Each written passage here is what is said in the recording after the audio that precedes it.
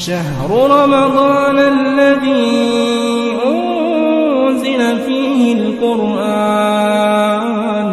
هدى للناس وبينات من الهدى والفرقان فمن شهد منكم الشهر فليصمه ومن كان مريضا أو على سفر فعدة من أيام أخر يريد الله بكم اليسر ولا يريد بكم العسر ولتكملوا العدة ولتكبروا الله على ما هداكم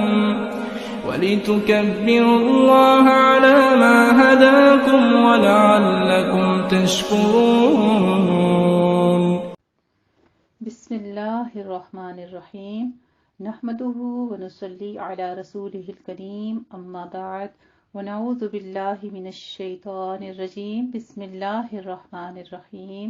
اللہم صلی وسلم علی سیدنا محمد النبی الامی وآلہ واصحابہ اجمعین. رب اشرح لی صدری ویسر لی امری واحلل عقدۃ من لسانی یفقہوا قولی. رب زدنی علما رب یسر ولا تعسر وتمم بالخیر آمین یا ربنا آمین. الحمدللہ جی، آج ہم آغاز کریں گے اپنا پارہ نمبر 6 لا یحب اللہ کا، اور اللہ سبحانہ تعالیٰ نے اپنے پاک کلام قرآن مجید میں فرما دیا وَلَقَدْ يَسَّرْنَا الْقُرْآنَ لِلذِّكْرِ فَهَلْ مِن مُدَّكِرٍ، اور البتہ تحقیق آسان کر دیا ہم نے اس قرآن مجید کو نصیحت کے لیے، یاد دہانی کے لیے. تو کوئی ہے جو نصیحت پکڑے اس سے، کوئی ہے جو غور و فکر کرے. اللہ رب العزت اس کلام کو ہمارے لیے غور و فکر کا ذریعہ بنا دے. اللہ رب العزت سے دعا فرماتے ہیں کہ اللہم احسن عاقبتنا فی الامور کلہا، اے اللہ تم ہمارے ہر کام کا انجام بالخیر کرنا اور ہمیں پائے تکمیل تک خیر و عافیت کے ساتھ پہنچانا. ہر طرح سے ہمارے تمام کاموں کا، اور خاص طور سے اس پارے کا جو ہم آغاز کرنے لگے ہیں، ہمارے لیے اس کا فہم حاصل کرنا، اس کو پڑھنا، سمجھنا اور اس پر عمل کرنا سہل و آسان فرما دے. رب یسر ولا تعسر وتمم بالخیر آمین یا ربنا آمین. الحمدللہ جی، ہمارے 5 پارے مکمل ہو چکے ہیں اور آج ہم آغاز کرنے لگے ہیں اپنے 6 پارے کا. وہی سورہ نساء کنٹینیو ہے ہماری، اور انشاءاللہ تعالی آج ہم اس میں جو احکامات پڑھیں گے اس کے حوالے سے جو پچھلے پارے میں یاد رکھنے والی باتیں تھیں وہ کچھ آپ کے ساتھ میں شیئر کروں گی. کہ سب سے پہلی چیز تو ہم نے یہی دیکھا کہ انسان اسی کے ساتھ اٹھایا جائے گا جس سے وہ محبت کرتا ہے. دنیا میں یہ دیکھنا چاہیے کہ ہماری کمپنی کن لوگوں کے ساتھ ہے، ہم کس کے ساتھ اٹھتے بیٹھتے ہیں، اپنی خوشی و غم کس کے ساتھ شیئر کرتے ہیں، کیا وہ اللہ کی نافرمانی کے کام کرتے ہیں یا اطاعت کے. دوسری چیز یہ کہ نعمتیں دیکھ کر غمزدہ نہ ہوں دوسروں کی، کیونکہ یہ اللہ کا فضل ہوتا ہے، تو اپنے لیے بھی اللہ سے فضل مانگنا ہے. زندگی کا اصول بنا لیں وَاسْأَلُوا اللَّهَ مِن فَضْلِهِ، جیسے کہ زکریا علیہ السلام نے مریم علیہ السلام کی نعمتیں دے کر دعا کی تھی. اپنی جان مال سے اللہ کے راستے میں خوب محنت کرنے والے بیٹھے رہنے والوں سے جو ہیں وہ بہتر ہوتے ہیں. امر بالمعروف کرنے سے پہلے یہ دعا اللہ تعالیٰ سے کریں کہ اللہ تعالیٰ ہماری زبان میں وہ تاثیر ڈال دے جو دوسروں کے دل پر اثر کرے. مثلا اگر بچے بات نہیں سنتے تو دعا کریں اللہ ہماری بات ان کو سنوا دے. بات سنوانا اللہ کے ہاتھ میں ہے. توحید اور شرک کے بارے میں جاننا بے حد ضروری ہے. شکر جو ہے وہ آگ سے بچاؤ کا ذریعہ بن جائے گا، اس لیے اللہ کی نعمتوں پر جو اللہ نے عطا کی ہیں ان پر شکر گزار ہونا چاہیے. پھر اس کے بعد ہم نے استغفار کے بارے میں بھی دیکھا کہ استغفار کی کثرت جو ہے وہ ضروری ہے. حق و عدل اور انصاف کی بات کرنی چاہیے. نکاح نصف ایمان ہے، اس کو دین کا حصہ سمجھ کر کریں. جو عبادت سمجھ کر نکاح کرے گا وہ دین کی تمام باتوں کا خیال بھی رکھے گا. اور اس کے علاوہ پھر ہم نے نماز کے بارے میں دیکھا کہ جو منافق ہے اس کی نشانیوں میں سے بتایا گیا ہے کہ نماز میں سستی کرنا منافقت کی علامت ہے. ابو ہریرہ رضی اللہ تعالیٰ عنہ سے روایت ہے کہ وہ مدینہ کے ایک بازار سے گزرے اور وہاں کھڑے ہو کر کہا اے بازار والو، تمہیں کس چیز نے عاجز کر دیا ہے؟ انہوں نے کہا اے ابو ہریرہ کیا بات ہے؟ کہا وہاں رسول اللہ صلی اللہ علیہ وآلہ وسلم کی میراث تقسیم ہو رہی ہے اور تم یہاں ہو اور وہاں جا کر اپنا حصہ کیوں نہیں لیتے؟ لوگوں نے کہا کہاں؟ فرمایا مسجد کی طرف۔ ابو ہریرہ رضی اللہ تعالیٰ عنہ نے فرما دیا وہیں ٹھہر کر ان کے پاس واپس آنے کا انتظار کرتے رہے اور فرمایا جب وہ واپس آئے تو ان سے پوچھا کہ کیا چیز دیکھی تم نے، وہاں سے کیا لے کر آئے ہو؟ انہوں نے کہا کہ اے ابو ہریرہ ہم مسجد میں گئے تھے، وہاں پر ہم نے کچھ بھی تقسیم ہوتے نہیں دیکھا۔ میراث کیا ہوتی ہے انبیاء کرام کی؟ وہ تو صرف علم ہی ہوتا ہے، تو ان لوگوں کو اس چیز کا اندازہ ہی نہ ہوا۔ ابو ہریرہ نے کہا پھر تم نے مسجد میں کچھ دیکھا بھی کہ نہیں؟ انہوں نے کہا ہاں، وہاں ہم نے دیکھا کہ کچھ لوگ نماز پڑھ رہے ہیں، کچھ قرآن پڑھ رہے ہیں، کچھ حلال اور حرام کا ذکر کر رہے ہیں۔ ابو ہریرہ رضی اللہ تعالیٰ عنہ نے کہا تمہاری خرابی ہو، یہی تو محمد صلی اللہ علیہ وآلہ وسلم کی میراث ہے۔ اللہ تعالیٰ سے دعا کرتے ہیں کہ ہمیں انبیاء اور انبیاء علیہ السلام اور خاص کر آپ صلی اللہ علیہ وآلہ وسلم کے ورثے سے وافر عطا فرمائے۔ الحمدللہ جی، سورہ نساء کا جو آج آیت نمبر 148 ہے، یہاں سے ہمارے پارے کا آغاز ہوگا، تو اس میں یہی ہے آغاز میں کہ اللہ سبحانہ تعالیٰ برائی سے نفرت کرتا ہے،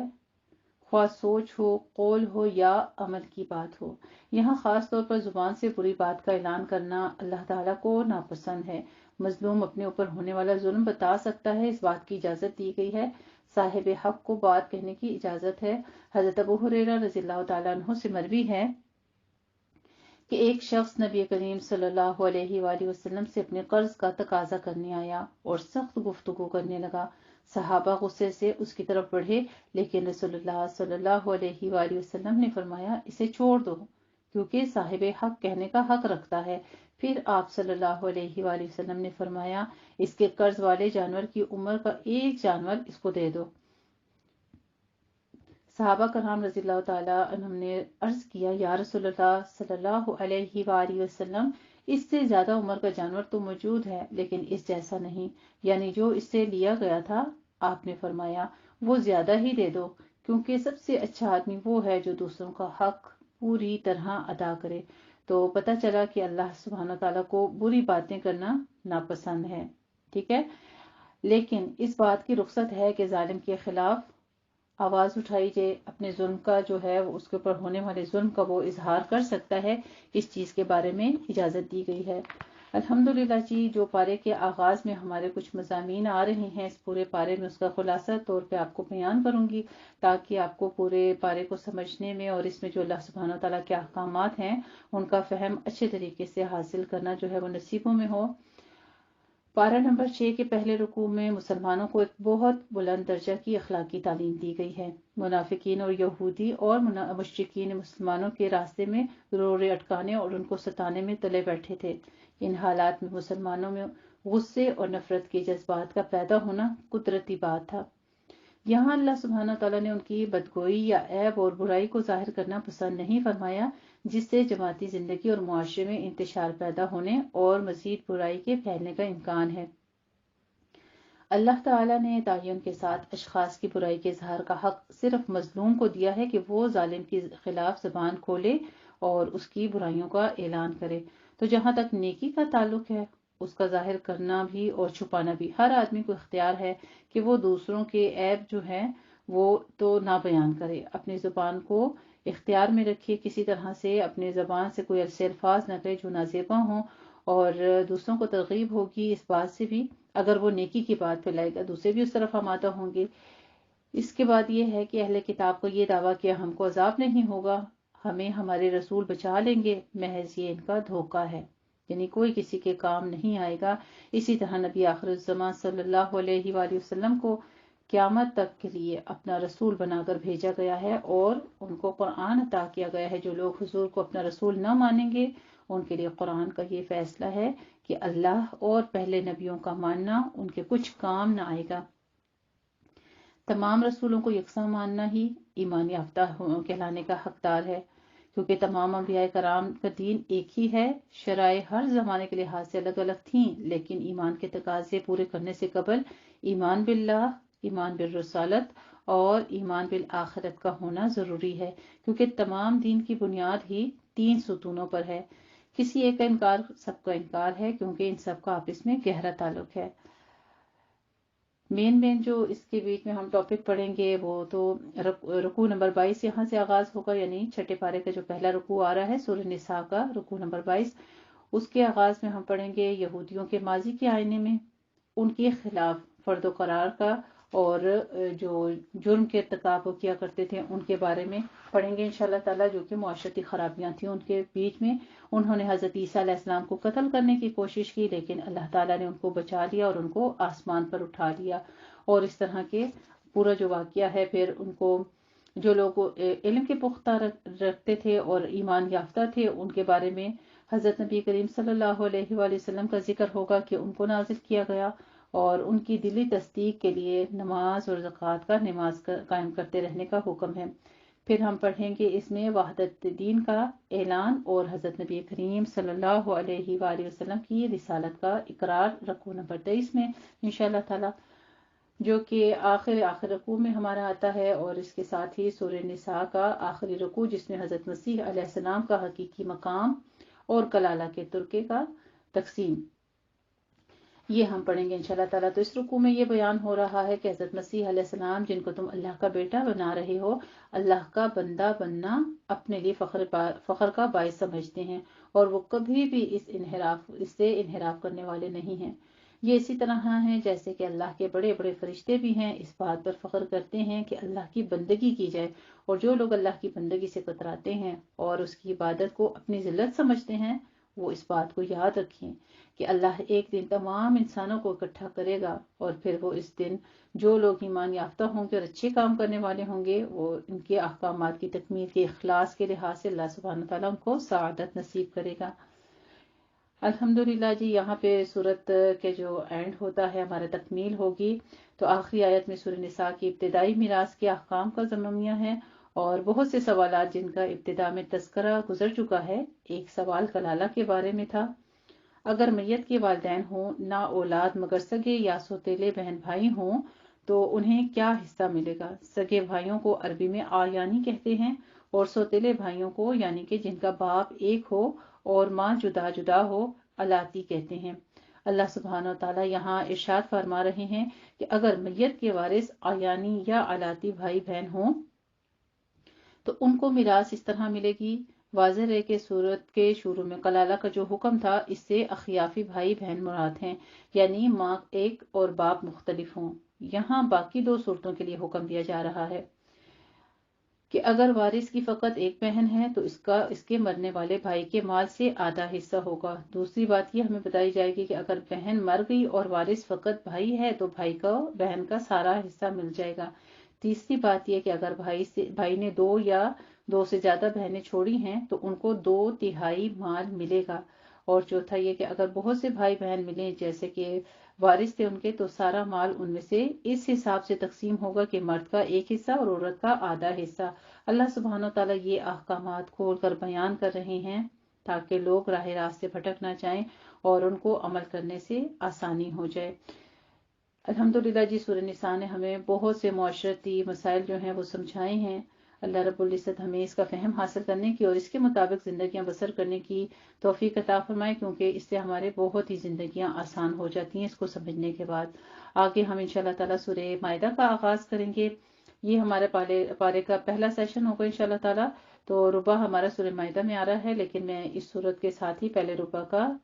اختتام کروں گی انشاءاللہ تعالیٰ، کیونکہ آگے سورہ مائدہ ہے تو اس کا ہم دوسرا سیشن لیں گے انشاءاللہ تعالیٰ دوسرے ربع کے احوال کے ساتھ. سورہ مائدہ کے موضوع اور مضامین کچھ اس طرح سے ہیں کہ حلال اور حرام جانوروں کا تذکرہ ہے، اور تعاونوا علی البر اور تکمیل دین کا اعلان کیا جا رہا ہے. اس رکوع کے مضامین میں ایمان والوں کو حکم دیا گیا ہے کہ کلمہ طیبہ کے اقرار کے بعد اس کے عہد و پیمان کو اپنی پوری زندگی میں نافذ کرو. اللہ اور اس کے رسول صلی اللہ علیہ وآلہ وسلم کے احکام کو دل و جان سے بجا لاؤ. کلمہ طیبہ پڑھنے کے بعد اس کے تقاضے پورے کرنے کے لیے جو باتیں لازمی ہیں وہ انشاءاللہ تعالی ہم وہ ترتیب کے ساتھ پڑھیں گے کہ اللہ کے سوا کسی کی عبادت نہ کرو، 5 وقت نمازوں کا حکم اور مزید احکامات ہیں جو ہم انشاءاللہ تعالی اس رکوع میں پڑھیں گے. پھر اس کے بعد رکوع نمبر 2 میں ہم پڑھیں گے پاکیزگی اور طہارت کے مسائل، حق اور انصاف کے علمبردار. تو رکوع کے آغاز میں اللہ سبحانہ و تعالیٰ نے فرمایا نماز پڑھنے سے قبل اپنے آپ کو پاک صاف کر لو، اگر نہانے کی حاجت ہو تو وضو کر لو، اور آگے وضو کے مزید طہارت کے طریقے جو ہیں تیمم وغیرہ تمام ڈیٹیل کے ساتھ ہمیں بتائے جائیں گے انشاءاللہ تعالیٰ۔ تیسرے رکوع میں ہم پڑھیں گے بنی اسرائیل کا اللہ سے عہد اور ان کی عہد شکنی، یعنی انہوں نے اللہ سے کیا وعدہ کیا، پھر کیا نافرمانی کی، اور ان کی بنی اسرائیل کی اس غلط روش کو جو پیش کیا گیا ہے جس کی روح سے وہ دنیا اور آخرت کی تباہی سے دوچار ہوئے۔ اگر مسلمان بھی اپنی زندگی میں ویسی ہی روش اختیار کریں گے تو پھر وہ بھی اس انجام سے نہ بچ سکیں گے۔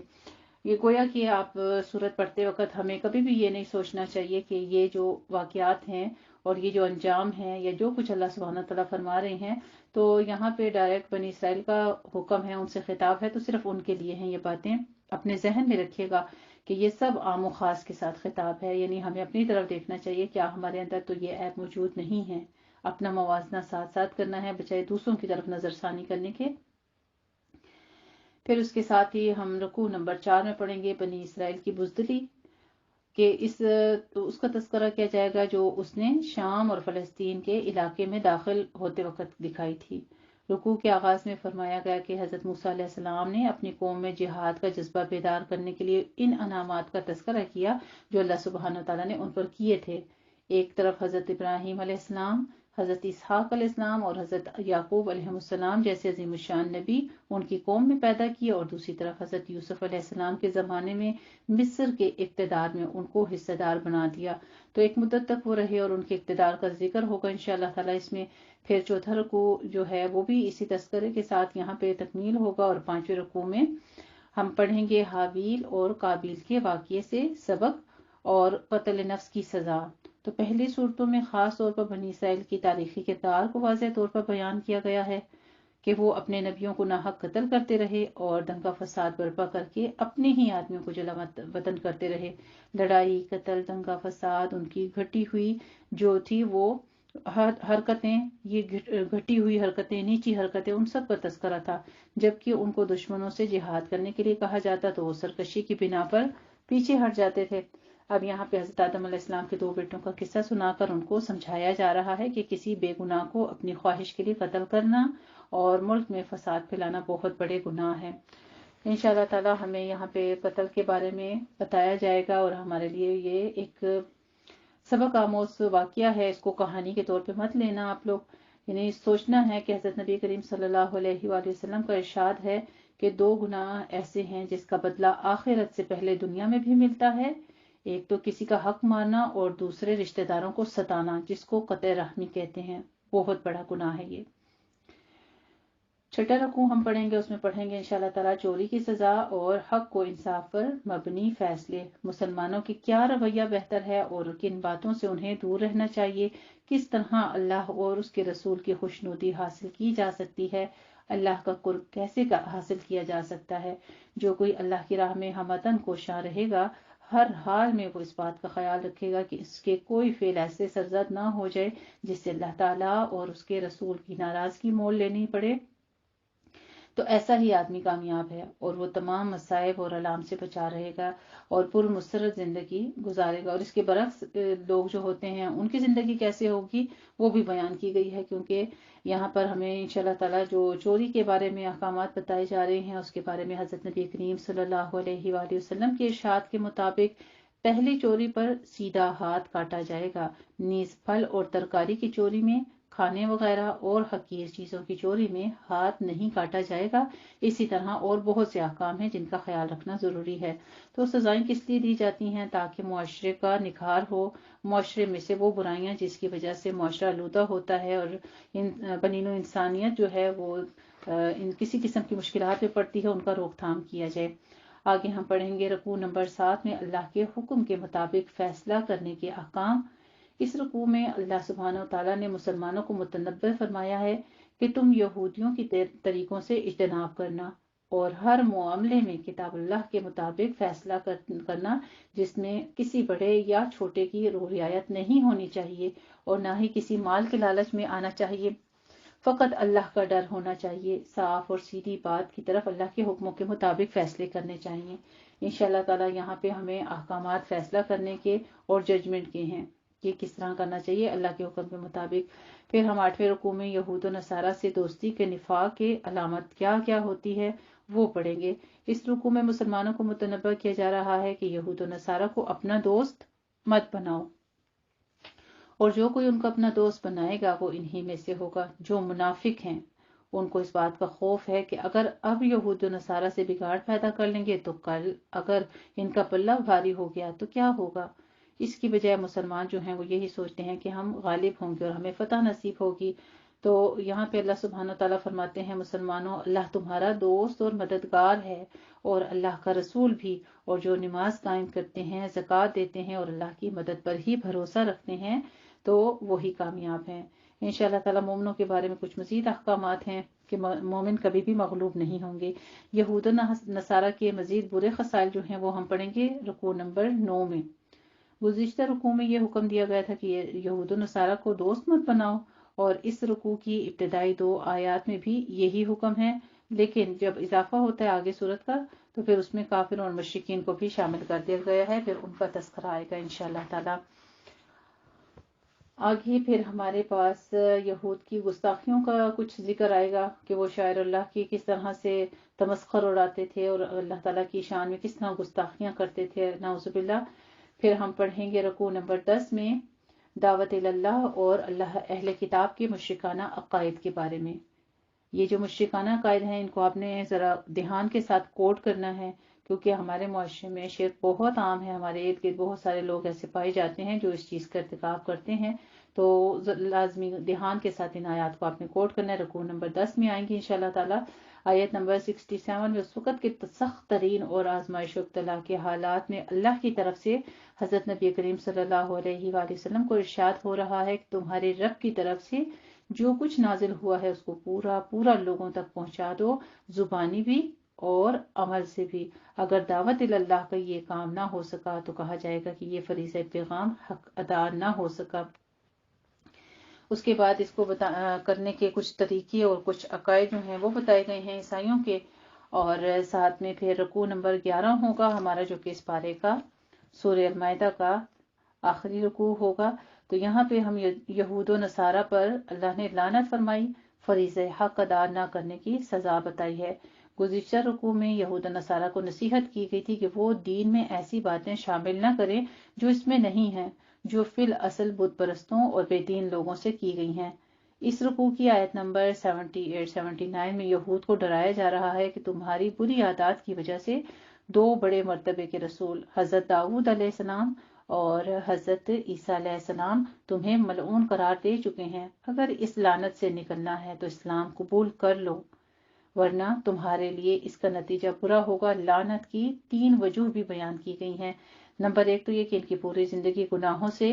عبارت تھی۔ نمبر 2 یہ کہ دین نے جو حدیں قائم کی تھی وہ انہوں نے توڑی اور برے کاموں کے خوگر ہو گئے۔ اور تیسری وجہ یہ کہ گناہوں سے خود باز رہتے اور نہ ہی دوسروں کو گناہ کی زندگی سے باز رکھتے۔ تو الحمدللہ جی یہاں پہ ہمارا پارہ جو ہے اس کے یہ مختصر سے مضامین تھے الحمدللہ جو میں نے آپ کے ساتھ بیان کیے۔ اب آغاز کرتے ہیں اپنے پارے کا۔ لا یحب اللہ، آپ دیکھ لیجئے کہ پارے کا آغاز کس سے ہو رہا ہے۔ لا یحب اللہ، کہ اللہ تعالیٰ پسند نہیں کرتا۔ کیا چیز پسند نہیں کرتا؟ ایک اور کیٹیگری آج ہم پڑھیں گے اس بارے میں، پیچھے بھی ہم پڑھتے آئے ہیں، ایسے بہت سارے بیشتر مضامین ہم پڑھ چکے ہیں کہ اللہ کن لوگوں سے محبت کرتا ہے اور کن لوگوں سے محبت نہیں کرتا۔ تو یہاں سے مسلمانوں کو نہایت بلند درجہ اخلاقی تعلیم دی جا رہی ہے، کیونکہ یہود اور مشرکین اور منافقین مسلمانوں کو اسلام کی راہ سے روکنے کے لیے ظلم و ستم کر رہے تھے۔ اللہ تعالیٰ نے کسی قسم کی برائی کا بدلہ لینے کے لیے کسی عیب کو ظاہر کرنے اور بدگوئی یا غیبت کو کرنا ناپسند فرمایا ہے۔ یہ وہ کیٹیگری ہے جس کا آج ہم ذکر پڑھیں گے۔ اس کو بھی آپ اپنے پاس کوٹ کر لیجئے کہ اللہ کن لوگوں سے محبت نہیں کرتا۔ ہاں اگر کوئی کسی پر ظلم کرے تو اس کا ظلم بیان کرنے کی اجازت بھی دی گئی ہے۔ ساتھ میں یہاں غیبت جیسی برائی کی حقیقت سمجھ لینی چاہیے۔ حضرت نبی کریم صلی اللہ علیہ وآلہ وسلم کے ارشادات کی روشنی میں غیبت یہ ہے کہ کسی کے خلاف اس کی غیر موجودگی میں کوئی عیب جو واقعی اس میں ہو وہ بیان کرنا، اور اگر وہ عیب اس میں نہ ہو تو یہ جھوٹا الزام یعنی کہ بہتان ہے، یہ فعل ہر حال میں حرام ہے۔ تو اس کی حرمت بیان کی گئی ہے جس کی شریعت نے کسی طرح سے بھی جو ہے اجازت نہیں دی ہے اور کس طرح سے اس کو جائز قرار نہیں دیا ہے۔ غیبت کے بارے میں آپ جان چکے ہیں، پہلے بھی حدیث مبارکہ بیان ہوئی ہیں، الغیبۃ اشد من الزنا، کہ غیبت زنا سے بھی بڑا گناہ ہے، اور پھر بہتان کے لیے ذکر ہو چکا ہے کہ وہ اس سے بھی بڑا گناہ ہے۔ اللہ سبحانہ تعالی ہم سب کی حفاظت فرمائے۔ تو آئیے آغاز کرتے ہیں اپنے پارہ نمبر 6 لا يحب اللہ کا۔ اعوذ باللہ من الشیطان الرجیم، بسم اللہ الرحمن الرحیم،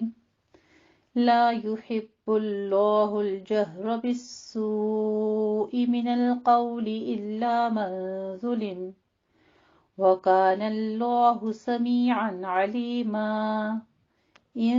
تُبْدُوا خَيْرًا أَوْ تُخْفُوهُ أَوْ تَعْفُوا عَن سُوءٍ فَإِنَّ اللَّهَ كَانَ عَفُوًّا قَدِيرًا إِنَّ الَّذِينَ يَكْفُرُونَ بِاللَّهِ وَرُسُلِهِ وَيُرِيدُونَ أَن يفرقوا بين الله ورسله ويقولون نؤمن ببعض ونكفر ببعض ويريدون أن يتخذوا بين ذلك سبيلا أولئك هم الكافرون حقا وَأَعْتَدْنَا لِلْكَافِرِينَ عَذَابًا مُهِينًا۔ میں پناہ میں آتی ہوں اللہ تعالیٰ کی شیطان مردود کی شرارتوں سے بچنے کے لیے۔ اللہ تعالیٰ کے نام کی برکات کے ساتھ میں شروع کرتی ہوں جو بڑا مہربان، جو نہایت رحم فرمانے والا ہے۔ لا يحب اللہ، نہیں پسند کرتا اللہ تعالیٰ، کہ اللہ کو بالکل پسند نہیں کسی بری بات کو بلند آواز سے کہا جائے سوائے اس کے جس پر ظلم ہو، اور اللہ سننے والا جاننے والا ہے۔ سبحان اللہ، اللہ سبحانہ تعالیٰ کے خوبصورت نام و صفات سمیعاً علیما بیان کیے جا رہے ہیں۔ پھر ساتھ ہی کہا جاتا ہے تبدو، اگر تم بھلائی کو ظاہر کرو یا اسے چھپاؤ، تم برائی کو معاف کر دو، تو یقیناً اللہ تعالیٰ بھی معاف فرمانے والا ہے، قدرت رکھنے والا ہے۔ سبحان اللہ، اللہ تعالیٰ قادر مطلق ہے، اس کا تذکرہ کیا جا رہا ہے، اور تاکیدی جملہ ہے یہ بھی۔ ان الذین یکفرون،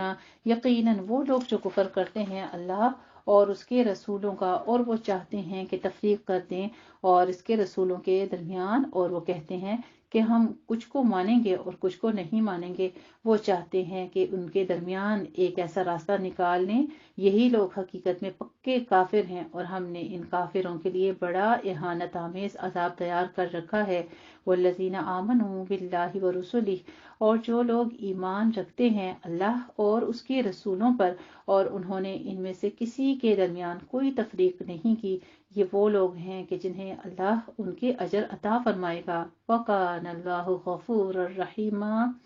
سبحان اللہ، اللہ سبحانہ تعالیٰ کے خوبصورت نام و صفات بیان کیے جا رہے ہیں، اور اللہ تعالیٰ غفور رحیم، بخشنے والا اور مہربان، نہایت رحم فرمانے والا ہے۔ یسألک اہل الکتاب، اے نبی کریم صلی اللہ علیہ وآلہ وسلم، اہل کتاب آپ سے یہ مطالبہ کر رہے ہیں کہ آپ ان پر یہ کتاب آسمان سے اتار لائیں۔ یہ تعجب کی بات نہیں، انہوں نے موسیٰ علیہ السلام سے اس سے بھی بڑھ کر مطالبے کیے تھے۔ انہوں نے تو ان سے یہ بھی کہا تھا کہ ہمیں دکھاؤ اللہ کو اعلانیہ، تو ان کو آ پکڑا تھا کڑک نے ان کی اس کی سزا کی وجہ سے۔ پھر اس کے بعد انہوں نے بچڑے کو معبود بنا لیا، اور اس کے بعد ان کے پاس بہت واضح نشانی آ چکی تھی، تو ہم نے ان تمام چیزوں سے بھی درگزر کیا، اور ہم نے موسیٰ علیہ السلام کو عطا کیا بڑا واضح غلبہ۔ وَرَفَعْنَا فَوْقَهُمُ الطُّورَ،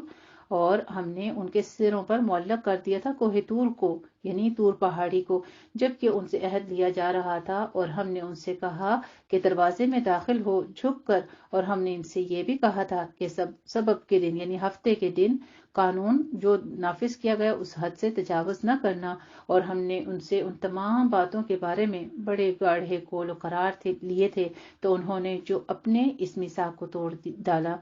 اس کے سبب ان کے اللہ کی آیات کا انکار کر دیا، اور انبیاء کو ناحق قتل کرنے کے سبب، اور ان کے اس طرح کہنے کی وجہ سے کہ ہمارے دل تو غلافوں میں بند ہیں۔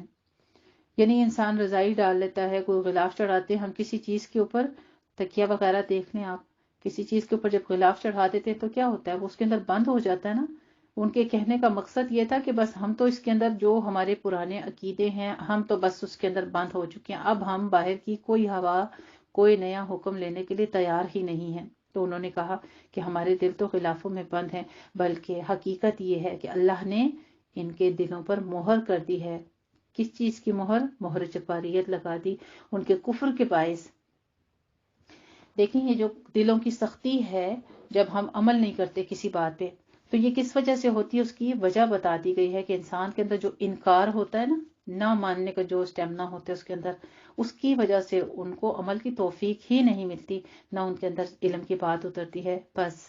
اب وہ ایمان نہیں لائیں گے مگر بہت ہی شاذ و نادر، اور بسبب ان کے کفر کے اور ان باتوں کے جو انہوں نے مریم علیہ السلام کے خلاف کی تھیں ایک بہت بڑے بہتان کے طور پر، اور بسبب ان کے یہ کہنے کے کہ ہم نے قتل کیا مسیح ابن عیسیٰ ابن مریم کو، اللہ کے رسول کو، حالانکہ نہ تو انہوں نے اسے قتل کیا۔ دیکھیے قرآن مجید کی آیت کتنی واضح لکھی ہوئی ہے، کون ہے جو قرآن سے انکار کرے، کیا وہ کافر نہیں ہو جائے گا؟ اور اگر جو ایمان لاتے ہیں تو پھر وہ یہ بات جان لیں گے کہ وَمَا صَلَبُوهُ وَلَٰكِن شُبِّهَ لَهُ، کہ اللہ تعالیٰ نے ان کو قتل نہیں کیا اور نہ ہی اسے سولی چڑھایا گیا، بلکہ اس کے شبیہ بنا دیا گیا ہے۔ یعنی ایک متشبہ سی بات تھی جو ان کے سامنے کی گئی،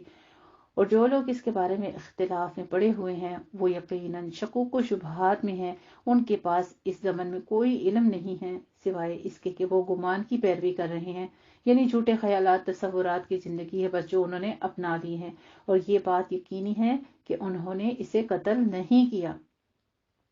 یقیناً کہہ رہے ہیں نا جب اللہ سبحانہ تعالیٰ، تو واقعی حضرت عیسیٰ علیہ السلام جو ہیں وہ قتل نہیں ہوئے، بلکہ اللہ نے اسے اٹھا لیا اپنی طرف، اور اللہ تعالیٰ زبردست ہے، کمال حکمت ہے، سبحان اللہ۔ اللہ سبحانہ تعالیٰ کی خوبصورت نام و صفات عزیزاً حکیمہ بیان کیے جا رہے ہیں، اور نہیں ہوگا اہل کتاب میں سے کوئی بھی مگر اس پر ایمان لا کر رہے گا اس کی موت سے پہلے، اور قیامت کے بعد، قیامت کے دن بھی وہی ان کے خلاف گواہ بنا کر کھڑا ہو جائے گا۔ تو بسبب ان یہودیوں کے بن جانے کے ظالمانہ روش کے جو کہ انہوں نے ظلم کیا، ہم نے ان پر پردہ پاکیزہ چیزیں بھی حرام کر دی ہیں، جو اصلاً کیا تھیں، حلال تھیں، یعنی بعض کھانے پینے کی ایسی چیزیں تھیں جو کہ حلال تھیں تو وہ ان کے اوپر حرام کر دی گئی، بسبب اس کے کہ یہ بکثرت اللہ تعالیٰ کے راستے سے خود رکتے اور دوسروں کو بھی روکتے ہیں، اور بسبب اس کے کہ سود کھانے کے جبکہ انہیں اس بات سے منع کیا گیا ہے، اور بسبب ان لوگوں کے مال ناحق ہڑپ کرنے کے، اور ان میں سے جو کافر ہیں ان کے لیے ہم نے بہت دردناک عذاب تیار کر رکھا ہے۔ یہ اللہ سبحانہ تعالیٰ نے جن جن نعمتوں سے ان کو دنیا میں روکا اس کی وجوہات بتا دیں، اور ساتھ میں پھر آخرت کا انجام بھی کہ ان کے لیے دردناک عذاب ہے۔ البتہ جو لوگ ان میں سے پختہ علم والے ہیں، راسخون فی العلم،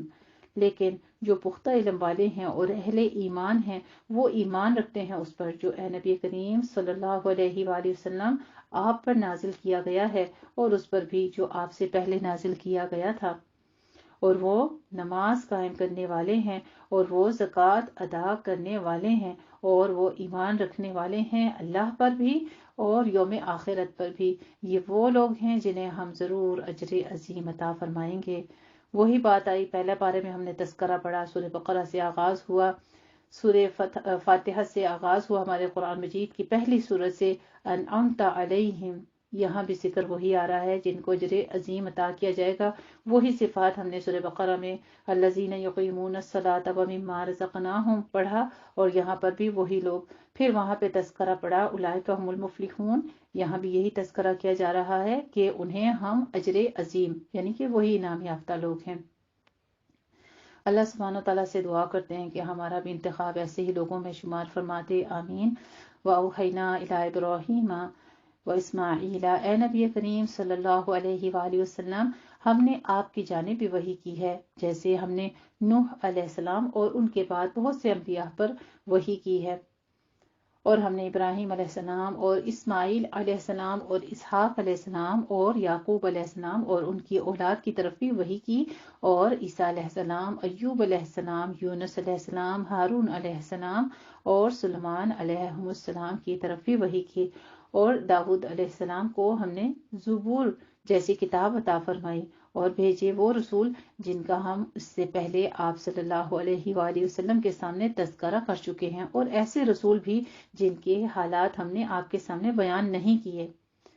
یعنی یہ بھی پتہ چلتا ہے ہمیں کہ قرآن مجید میں واضح طور پر جن 25-26 انبیاء کرام کا ذکر کیا گیا ہے، کیونکہ ان کی قوموں میں بہت زیادہ ایسے معاملات تھے جو کہ اللہ سبحانہ تعالیٰ نے مناسب سمجھے ہم تک پہنچانا، تو یہ اس قرآن کے ذریعے ہم تک پہنچ گئے۔ اور پھر اس کے علاوہ بھی جو ہے یعنی تقریباً 1,24,000 مخصوص تو نہیں بتایا گیا، لیکن یہ ہے کہ لگ بھگ اتنے ہی پیغمبر ہیں جن کا اللہ سبحانہ تعالیٰ فرما رہے ہیں کہ ایسے بھی ہیں جن کا ہم نے آپ کے ساتھ تذکرہ نہیں کیا ہے،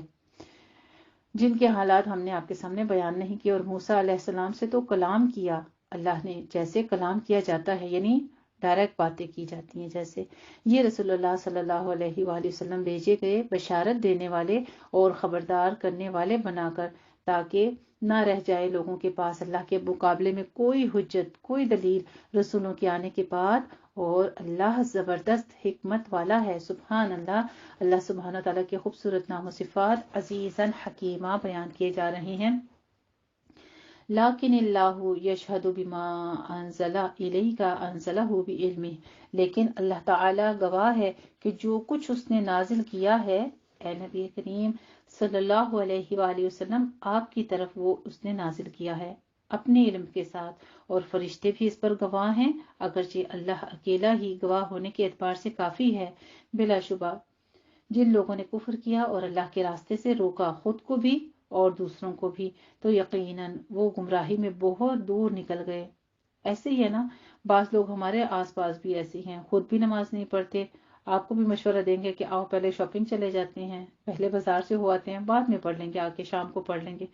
یا پھر اور کتنے ہی ایسی معاملات ہیں، آپ قرآن کلاس لے رہے ہوں گے اللہ کا دین سیکھنے کے لیے، تو آپ کو گھریلو معاملات میں مصروف کر دیں گے۔ اکثر اوقات تو بچے ہمارے یا گھریلو اور افراد ہی ایسے ہو جاتے ہیں، لیکن بہرحال ان لوگوں کا تذکرہ کیا گیا کہ یہ بہت دور گمراہی میں نکل گئے ہیں۔ یقیناً وہ لوگ جنہوں نے کفر کیا اور ظلم شرک یعنی اس کے مرتکب ہوئے، اللہ انہیں ہرگز بخشنے والا نہیں ہے۔ اب یہاں پہ ان لوگوں کا تذکرہ آ رہا ہے جس کو اللہ نہیں بخشے گا، جن کی مغفرت ہے، جن کے لیے اجر عظیم ہے، ان کا بھی تذکرہ آ گیا، اور یہاں پہ پہلے ان کو ضلوا ضلالا بعیدا کہہ دیا کہ بہت دور گمراہی میں ہیں، اور دوسرا پھر ان کا انجام بتا دیا، وَكَانَ ذَلِكَ عَلَى اللَّهِ يَسِيرًا، اور نہ انہیں کسی راستے کی ہدایت دے گا اللہ سوائے جہنم کے راستے کے جس میں وہ ہمیشہ رہیں گے، اور یہ اللہ پر بہت آسان ہے۔ اے لوگو، تمہارے پاس آ چکا ہے رسول حق کے ساتھ تمہارے رب کی طرف سے، تو اب تم ایمان لے آؤ، یہی تمہارے لیے بہتر ہے، اور اگر تم لوگ کفر پر اڑے رہو گے تو اللہ کا یہ بگاڑ نہیں ہو سکتا، اللہ کا تم کچھ نہیں بگاڑ سکو گے۔ آسمانوں اور زمین میں جو کچھ ہے وہ اللہ ہی کا ہے، اور اللہ علیم بھی ہے اور حکیم بھی ہے، یعنی سب کچھ جاننے والا بھی ہے، اور ہر چیز کو حکمت و دانا بھی رکھتا ہے۔ سبحان اللہ، آیت دلیل ہے یہ بھی پھر ایک بار بیان کی جا رہی کہ آسمان و زمین میں جو کچھ ہے، اب اس میں حشرات، نباتات، درخت، چرند، پرند، پہاڑ اور جتنی بھی چیزیں ہم دیکھتے ہیں، اللہ سبحانہ تعالیٰ اس بات کی گواہی دیتے ہیں کہ وہ سب کچھ میرا ہی ہے۔ اور اللہ کی خوبصورت نام و صفات علیماً حکیمہ بیان کیے جا رہے ہیں۔ یا اہل الکتاب لا تغلوا فی دینکم،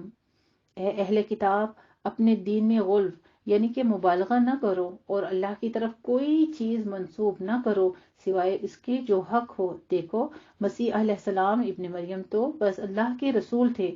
اور اس کا کلمہ ایک تھا جو اس نے القاء کیا مریم علیہ السلام پر، اور ایک روح تھے اس کی طرف سے، پس ایمان لاؤ اللہ پر اور اس کے رسولوں پر، اور 3 خداؤں کا دعویٰ مت کرو۔ تثلیث کہا جاتا ہے اسے، ثلاثہ ولا تقولوا ثلاثہ، یعنی ان کو تثلیث کہا جاتا ہے، 3 خداؤں کا دعویٰ مت کرو، باز آ جاؤ، اسی میں تمہاری بہتری خیریت ہے، جان لو اللہ تو بس ایک ہی ہے، الہ واحد۔ آیت توحید ہے، بہت بڑی آیت ہے اپنے معنی کے لحاظ سے، عقیدے کے لحاظ سے۔ اس آیت کو کوٹ کیجئے کہ اللہ سبحانہ تعالیٰ نے قرآن مجید میں کیا فرمایا ہے، انما اللہ الہ واحد سبحانہ ان یکون لہ ولد لہ ما فی السماوات وما فی الارض وکفی باللہ وکیلا، کہ اللہ تو بس ایک ہی الہ ہے، واحد تن تنہا، وہ اس سے پاک ہے کہ اس کا کوئی بیٹا ہو، آسمانوں اور زمین میں جو کچھ ہے سب کچھ اسی کا ہے، اور اللہ کافی ہے بطور کارساز۔ مسیح علیہ السلام تو اس میں ہرگز کوئی آر نہیں ہے ان کو کہ وہ بنے اللہ کا بندہ، اور نہ ہی ملائکہ مقربین کو اس میں کوئی آر ہے کہ انہیں اللہ کا بندہ سمجھیں، اور جو کوئی بھی آر سمجھے گا یعنی برا سمجھے گا اس کی بندگی میں اور تکبر کرے گا تو اللہ ان سب کو اپنے پاس جمع کر لے گا۔ بس جو لوگ ایمان لائے ہوں گے اور انہوں نے نیک عمل کیے ہوں گے تو ان کو تو ان کا پورا پورا اجر دے دیا جائے گا، اور انہیں مزید بھی دے گا اپنے خاص فضل کے ساتھ۔ اور جنہوں نے احدیت کے اندر آر محسوس کی تھی اور تکبر کیا تھا تو وہ ان کو دردناک عذاب دے گا۔ یہاں پہ دیکھ لیجئے کہ ایمان لے آئے، یعنی پہلے ٹھیک ہے شرک کے حال میں تھے یا ان کے عقائد ایسے تھے۔ ابھی ریسنٹلی ایک میں نے دیکھا ہے، ایک عالم بہت بڑا تھا، ایک فادر جو کہ عیسائیوں کا تھا، اور ان کی ایج کافی زیادہ ہے، 85 کتنی سم تھنگ ایج ہے ان کے انڈر کتنے ہی سارے جو ہیں وہ چرچ اور کتنے ہی فادر ان کے انڈر ہیں، لیکن ماشاءاللہ بارک اللہ فیک، اللہ سبحانہ تعالیٰ نے ان کو ہدایت دے دی اور انہوں نے اسلام قبول کر لیا۔ میں نے ان کی ویڈیو دیکھی، میں بڑی حیران رہی ہوں کہ اللہ سبحانہ تعالیٰ کی طرف سے جس کو ہدایت آ جائے تو سب لوگ ان کی جو اپنی کیٹیگری ہے، عیسائی جتنے بھی ہیں وہ تو ان کے بہت خلاف ہو گئے، ہمارے بہت بڑے بڑے عالم جو ہیں ہمارے مسلم کیٹیگریز کے کافی ان کو بہت زیادہ پروٹوکول دے رہے ہیں اس وقت، اور ان کو بہت اپریشیٹ کر رہے ہیں۔ وہ بتاتے ہیں کہ میرے گھر سے لے کر میری سڑک تک سارے پھول اور گلدستے اور انعامات جو ہیں وہ رکھے گئے ہیں، اور میں اللہ کا لاکھ شکر ادا کرتا ہوں کہ میرے رب نے مجھے کلمہ نصیب کر دیا طیبہ، اور محمد صلی اللہ علیہ وآلہ وسلم پر میں ایمان لاتا ہوں۔ تو دیکھیے اتنے سال انہوں نے اگر ایک عیسائیت میں گزارے اپنی کتابوں کو پڑھتے ہوئے، لیکن اللہ سبحانہ تعالیٰ نے انہی کتابوں میں سے ان کو یہ ہدایت دے دی، تو پھر بھی لوگوں کی عقل پہ پڑتے ہیں، نہیں دیکھتے۔ اب ان کے پیچھے کتنی لوگ ایسے ہیں، ان کو یہ چیز سمجھ آ جانی چاہیے کہ یہ اتنا بڑا عالم ہے، اگر اس نے اللہ کو جانا ہے تو ضرور اسی میں حکمت ہے، اور حقیقت بھی یہی ہے۔ کاش کہ تمام جتنی بھی امت ہے، آدم علیہ السلام کی اولاد ہے، ان کے دلوں سے یہ پردے اسی طرح سے فاش ہو جائیں، اور جہاں پہ جو مہر کا ذکر کیا جا رہا ہے، یہ اللہ رب العزت سے دعا ہے کہ ان کے دلوں سے یہ مہر ہٹا دے اور سب کو ایمان کے دائرے میں نصیب فرما دے، کیونکہ انجام بھی بتایا جا رہا ہے کہ جو ایمان لے آئے اور اصلاح کر لے تو پھر ہم ان کو پورا پورا فضل دیں گے۔ آگے فرماتے ہیں وَلَا يَجِدُونَ لَهُم مِّن دُونِ اللَّهِ وَلِيًّا وَلَا نَصِيرًا، اور ایسے لوگ جو کہ تکبر کر کے صرف یہ کہ اب پچھلوں کے عقیدے ہیں ہم کیسے چھوڑیں، اس مذہب کو کیسے چھوڑیں، صرف یہ ایک گھمنڈ ہی ہے نا، اپنے اندر کا تکبر ہے، تو ایسے لوگوں کے لیے عذاب بتا دیا، اور وہ نہیں پائیں گے اپنے لیے اللہ کے مقابلے میں کوئی حمایتی اور نہ کوئی مددگار۔ یا ایھا الناس، اب سورہ نساء کے آخری آیات مبارکہ آتی ہیں جہاں پہ ہماری سورت تکمیل ہو رہی ہے۔ اللہ سبحانہ تعالیٰ اے لوگو کہہ کر خطاب کر رہے ہیں، قد جاءکم برہان من ربکم، تمہارے پاس ایک برہان یعنی واضح دلیل تمہارے رب کی طرف سے آ چکی ہے، اور ہم نے تمہاری طرف روشن نور نازل کر دیا ہے۔ سبحان اللہ، قرآن مجید کو نور کہا گیا ہے، ہماری کتاب کو، ہمارے نبی کریم صلی اللہ علیہ وآلہ وسلم کو، جو اللہ رب العزت نے ایمان اور جو علم عطا فرمایا، ان کو جو نبوت بخشی، اس کو نورا مبینہ فرما دیا۔ فَأَمَّا الَّذِينَ آمَنُوا بِاللَّهِ، بس جو لوگ اللہ پر ایمان لائیں گے اور اس کے ساتھ چمٹ جائیں گے تو انہیں وہ داخل کرے گا اپنی رحمت اور اپنے فضل میں، اور انہیں ہدایت دے گا اپنی طرف صراط مستقیم کی، اپنی طرف کا ہدایت نا، یعنی کہ جنت کے راستے کی ہدایت دے دے گا۔ اے نبی کریم صلی اللہ علیہ وآلہ وسلم، یہ آپ سے فتویٰ مانگ رہے ہیں، کہو کہ اللہ تعالیٰ تمہیں کلالہ کے بارے میں فتویٰ دے رہا ہے۔ اگر کوئی شخص فوت ہو گیا اور اس کی کوئی اولاد نہیں اور نہ ماں باپ ہیں اور اس کی طرف ایک بہن ہے، تو اس کے لیے اس کے ترکے میں سے نصف ہے، اور وہ مرد بھائی اس کا بہن یا مکمل وارث ہوگا۔ اگر اس بہن کی کوئی اولاد نہیں، پھر اگر 2 یا 2 سے زیادہ بہنیں ہوں تو وہ ترکے میں سے 2/3 کے حقدار ہوں گے، اور اگر کئی بہن بھائی ہوں تو ایک مرد کے لیے 2 عورتوں کے برابر حصہ ہوگا۔ اللہ واضح کیے دیتا ہے تمہارے لیے مبادن کہ تم گمراہ ہو جو یہ باتیں، یعنی اس گمراہی سے تمہیں اللہ تعالیٰ نکال کر ہر بات واضح واضح جو شریعت اور قانون ہے اس معاشرے میں زندہ رہنے کے لیے اللہ رب العزت نے وہ سب کچھ ہمیں بتا دیا۔ واللہ بکل شیء علیم، اور اللہ ہر چیز کا علم رکھنے والا ہے۔ سبحان اللہ۔ یہاں پہ پھر اللہ سبحانہ و تعالیٰ کے خوبصورت نام علیم کا نام و صفات علیم کا ذکر کیا جا رہا ہے، اور اللہ ہی واقعی ہر بات کا علم رکھنے والا ہے۔ یہ قرآن مجید اور رسول اللہ صلی اللہ علیہ وآلہ وسلم کے بارے میں جو یہاں پہ اشارہ کیا گیا نور مبین کا، یہاں چونکہ نور کے ساتھ لفظ انزال آیا ہوا ہے، اس سے مراد جو ہے وہ لازماً قرآن مجید ہی ہے۔ جو لوگ اللہ کے ساتھ یکسو ہو جائیں گے، خالص اللہ والے بن جائیں گے، مذبذب نہیں ہوں گے، یعنی تردد میں نہیں پڑیں گے کہ کبھی ادھر کبھی ادھر، بلکہ پوری طرح سے یکسو ہو کر اللہ کے دامن سے وابستہ ہو جائیں گے، اللہ انہیں سیدھے راستے یعنی صراط مستقیم پر چلنے کی توفیق بخشے گا، اور ٹھہر ٹھہر کر رفتہ رفتہ انہیں اپنے خاص فضل و کرم اور جوار رحمت میں لے جائے گا۔ ایسی صورت میں جہاں جو آخر میں کلالہ کا ذکر کیا گیا ہے، ایسی صورت میں اس کی بہن ایسی ہے جیسے ایک بیٹی ہو تو اس کے ترکے میں آدھا حصہ ملے گا۔ اگر کلالہ عورت تھی تو جس کی کوئی اولاد نہیں، کوئی والدین نہیں، تو اس کا وارث اس کا بھائی بن جائے گا۔ یہ پوری وراثت کے انشاءاللہ تعالی احکامات ہیں، آپ پھر ڈیٹیل میں بھی پڑھیں گے، اور یہاں پر مختصراً بیان کیے گئے تھے جو کہ احوال میں نے آپ کے ساتھ بیان کیا۔ سورت کے تکمیل ہونے پر اللہ رب العزت نے اس قرآن کو مبین ہونے کا ذکر فرما دیا، اور پھر وہی آیات مبارکہ جو کہ ہم نے پہلے پارے میں سورہ فاتحہ یعنی ام القرآن جو سورت ہے اس میں ہم نے تذکرہ پڑھا، ایاک نعبد و ایاک نستعین اہدنا الصراط المستقیم۔ اسی دعا کے ساتھ اس سورت کی تکمیل کے لیے دعا کرتی ہوں کہ اللہ رب العزت ہم سب کو صراط مستقیم پہ چلانا، آمین۔ وآخر دعوانا الحمدللہ۔ الحمدللہ جی، سورہ نساء ہمارے یہاں پہ تکمیل ہوتی ہے۔ جزاکم اللہ احسن الجزاء۔